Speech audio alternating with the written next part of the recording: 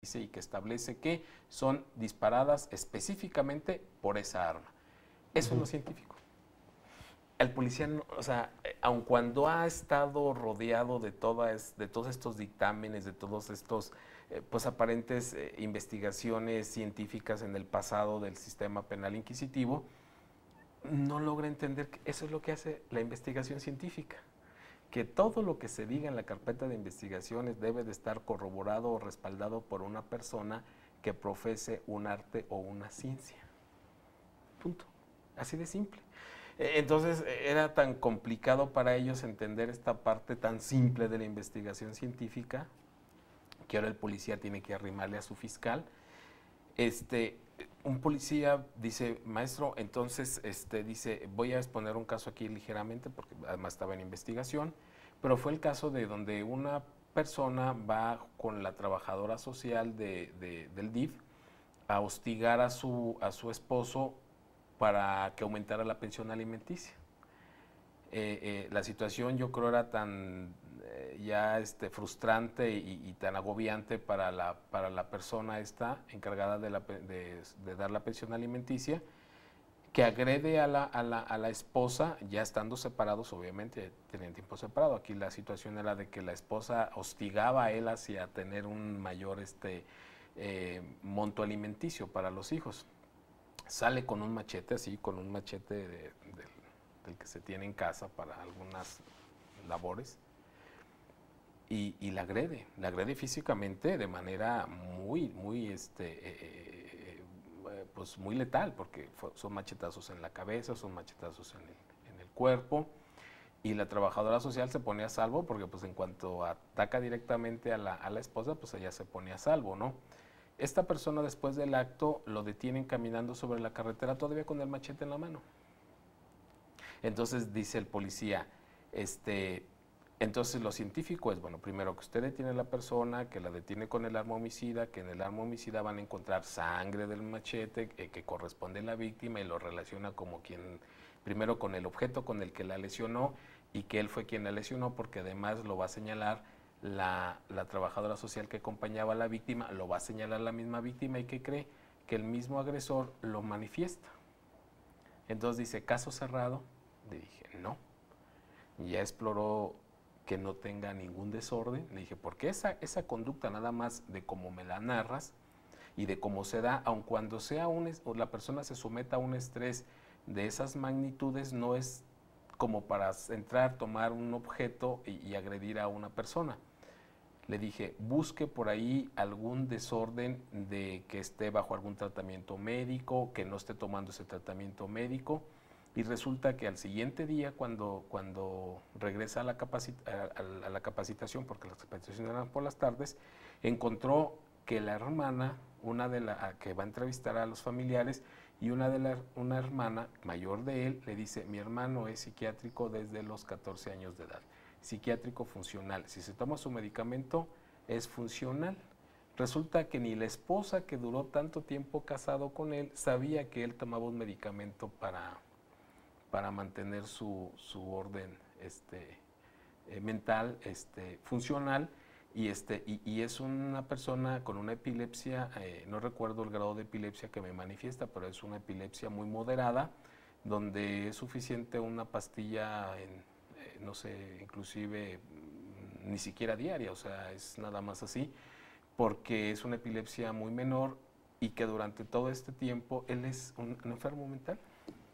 Y precisamente aquí recordaríamos el libro de Dostoyevsky, de Crimen y Castigo, ¿no? Más o menos. Que muchos de los casos que él maneja en sus obras, Dostoyevsky, manejaban mucho esto de las epilepsias, que se descuidó durante mucho tiempo, y no es que sean asesinos, sino que en esta parte de focos epileptoides, es decir, de un grupo de neuronas que se funden, diríamos, que se mueren, entonces logran tocar lo que es el anillo límbico, donde están las emociones, y entonces puede convertirse, puede ser que la emoción del amor y la de la ira, que van tan pegadas, haga, vamos a decir, un cortocircuito, y entonces viene la conducta antisocial.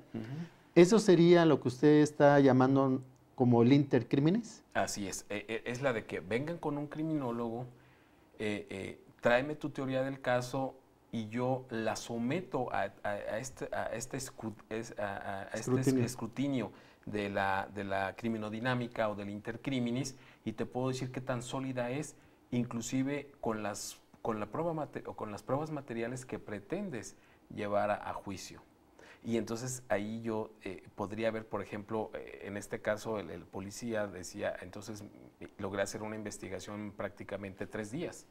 Sí, claro, hiciste una investigación muy importante. Lo primero que tienes que hacer es ir corriendo con tu fiscal y advertirle que esta persona hay la posibilidad de que sufra de un trastorno mental o neurológico, para que el siguiente dictamen que se le solicite se le haga no sea de ADN ni de nada, sino sea de un psiquiatra, y que establezca el tipo de padecimiento que tiene, el tiempo que tiene con ese padecimiento, el tipo de tratamiento que debe de llevar, y si ha llevado y si ha observado ese tratamiento del consumo médico, porque ya las cuestiones epilépticas son medicadas, cuánto tiempo lleva sin tomar su medicamento, y entonces a lo mejor lo que ya tú desde la criminalística diciendo, lo detengo caminando con el machete en la mano, el machete ensangrentado con sangre de la víctima, donde el imputado dice, sí, lo que pasa es que ya me tenía harto y pues la verdad decidí agredirla, donde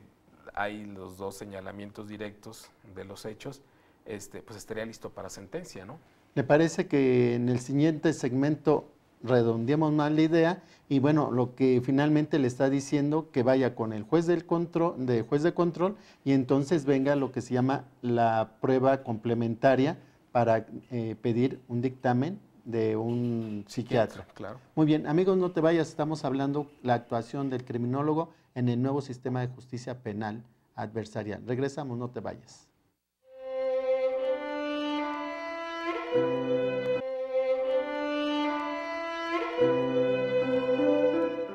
Bueno amigos, ya regresamos. Un caso tan interesante que nos está exponiendo el licenciado José Alfredo Reyes Espíndola, criminólogo de formación, en el que nos está hablando de la participación que tiene el criminólogo en el nuevo sistema de justicia penal, en el que se presentan diferentes testigos expertos, antes llamados peritos, ante este nuevo Código de Procedimientos Penales.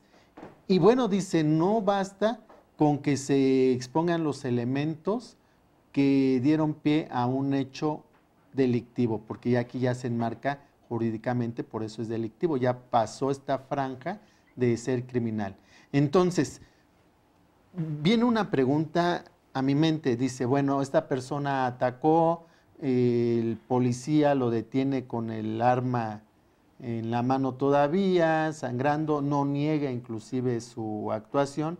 Sin embargo, este intercriminis, o para saber la dinámica criminal,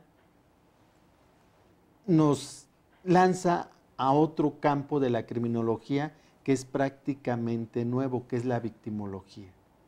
Entonces sabemos que la pareja victimal siempre hay una relación que no es así que nada más alguien mató a alguien, porque sí. Por nada. Por nada. Sí, no. Entonces, esto de la victimología ha dado una serie de confusiones, porque ahora a nivel nacional, estatal y municipal, aparecen oficinas de atención a las víctimas. Y estas oficinas nada más se han convertido para meter a los amiguitos, para que cobren sus quincenas, pero de atención a la víctima saben nada. ¿Quién debe estar entonces en una oficina de atención a las víctimas? ¿Un criminólogo? No, bueno, primero habría que establecer que la victimología es una rama de la criminología y que científicamente ahorita está luchando por su autonomía, igual que la criminología. Ya hay algunos autores, algunos investigadores que ya hablan de la victimología como ciencia. Es todavía un poco complicado poder tomar algún partido con respecto a esto. Lo único que sí podría decirles es que finalmente, si la victimología logra su autonomía como ciencia, pues no va a ser otra cosa más que la misma dinámica de la criminología. La victimología requiere de la criminología, de la sociología, de la psicología y bueno, y de todas las demás áreas. Entonces, yo diría, bueno, ¿qué necesidad hay de separar a la victimología de la criminología si no se puede hablar de crimen sin tomar en cuenta o sin considerar a la víctima? O sea, es imposible, o sea, no podría existir la criminología de manera autónoma con respecto a la victimología, o más bien dicho, al contrario, la victimología como ciencia autónoma haciendo un lado a la criminología, porque bueno, finalmente el origen de la víctima es el crimen. Entonces, y la criminología lo primero que hace es estudiar la conducta criminal y de alguna manera como datos muy importantes en ese estudio, en la preparación de ese estudio criminológico, pues es el victimal, que es un dato muy importante, que aquí habría que ver el tipo de investigación que usted desarrolle, ¿no? Porque, por ejemplo, si usted tiene datos victimales desde el inicio de la investigación, favorece mucho a la investigación, pero no significa que si no tiene ningún dato victimal no pueda desarrollar un estudio criminológico, porque finalmente el estudio criminológico es precisamente para entender la conducta criminal, y al entender la conducta criminal pone en el escenario a la víctima idónea, decimos cuando no tenemos los datos victimales al inicio de la investigación. Por ejemplo, todos los crímenes que no se han resuelto y que no se van a resolver de delincuencia organizada, ya conocemos que las víctimas van a ser personas que de alguna manera estuvieron dentro de un círculo,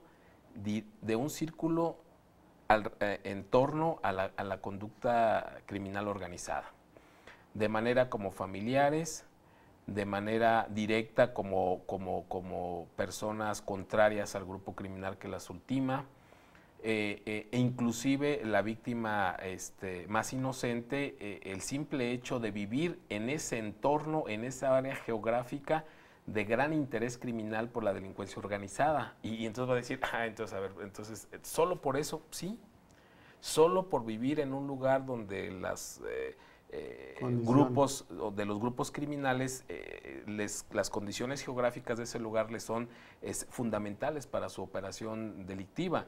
Y el hecho de vivir en esa región donde dije, bueno, yo nací aquí, nadie me preguntó, yo crecí aquí porque no tengo otro lugar a donde ir, crecí bajo estas situaciones socioculturales o educativas, y de repente llega un grupo de delincuencia organizada y me hace presa, simplemente por el hecho de llegar ese grupo de delincuencia organizada a mi entorno geográfico.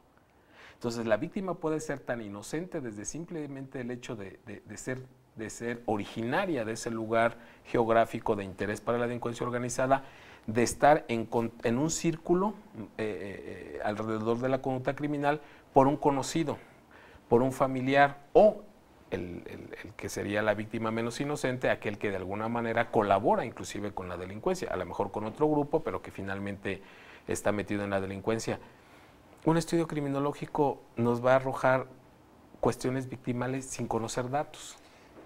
Está muy interesante esto y me parece que nuestro público merecería ahondar más en esto que nos está platicando, porque hay zonas geográficas en este bello estado con sus 113 municipios que ahorita muchas de las gentes dirían, entonces los que nacen en Apaxingán, que nacen en las fronteras con Jalisco, serían víctimas de entrada, aunque hayan participado dentro de estos grupos criminales. Inclusive fue cuando surgen grupos de autodefensa y después los perdonados, que participaban dentro de los grupos criminales, se redimen supuestamente, pero vuelven a caer en su conducta. Entonces, son inocentes, pero esta y otras preguntas, ¿le parece que lo invitemos al próximo programa?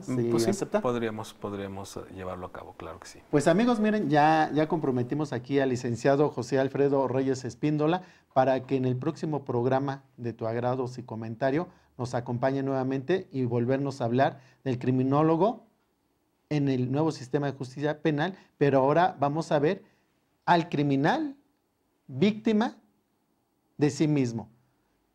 Como siempre, muchas gracias, licenciado, por habernos acompañado. Y amigos, a ti muchas gracias por habernos acompañado y como siempre, a nuestra querida producción, a Lupita que está en los controles, a Alan que le asiste también, a la otra Lupita que atiende los teléfonos para que nos llames y sugieras algunos temas, y nuestro amigo, nuestro tocayo Víctor, y también allá en la Ciudad de México a www.radiodius.com con el maestro Jesús Zelaya, que nos hace favor de retransmitir también en vivo. Hasta el próximo jueves, tu amigo Víctor Gutiérrez Olivares se despide. Chao.